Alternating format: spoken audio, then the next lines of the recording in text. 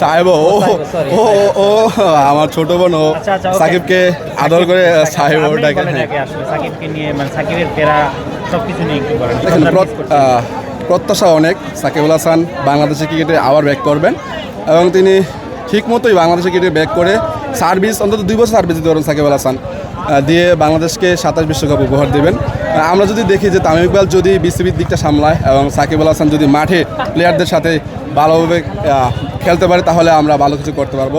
এবং আমরা এই গণমাধ্যমে দেখেছি যে সাকিব আল হাসান বলেছেন যে কিছুদিনের মধ্যেই তামিম ইকবালের সাথে কথা হবে এবং সেখানে ভালো কিছু প্রত্যাশা করছেন। এবং দেখেন সাকিব আল হাসান অনেকবারই বলেছেন যে my best friend Tamim Iqbal. একটা ইন্টারেস্টিং কথা বলি যে দেখেন আমি আমার বন্ধুর সাথে একটা 10 বছরের মতো সম্পর্ক ছিল, মাঝখান দিয়ে তার সাথে আমার 2 বছর সম্পর্ক ছিল না, তবে আমার সেই বন্ধুর সাথে এখন আমার সম্পর্ক সবচেয়ে বেশি। তো সাকিব আল হাসান তামিম ইকবালের সম্পর্ক ঠিক এরকমই, হয়তো বিভিন্ন কারণে তাদের মধ্যে সম্পর্কটা ভাঙ্গন ধরেছিল।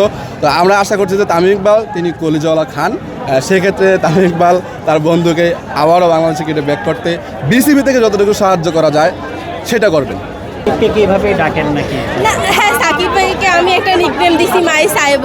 এটা আমার সব থেকে ভালো লাগে, মানে থাকে না কাছের কিছু মানুষের একটা শর্টকাট একটা নাম, তো এই জন্য এই সাকিব আল হাসান থেকে মাই সাহেব বা সাহেব। অবভিয়াসলি প্রচুর মিস করি, মিস তো করবই, কারণ প্রিয় ক্রিকেটারের জন্য যার জন্য আমার ক্রিকেট খেলা দেখা বলতে গেলে সে খেলছে না। ইনশাল্লাহ তামিম ভাইয়া যদি একটু সাপোর্ট দেয় তো ফিরে আসবে, বিসিবি থেকে যতটা সাপোর্ট দেওয়ার উনি যদি দেয় তাহলে ইনশাল্লাহ ফিরে আসবে।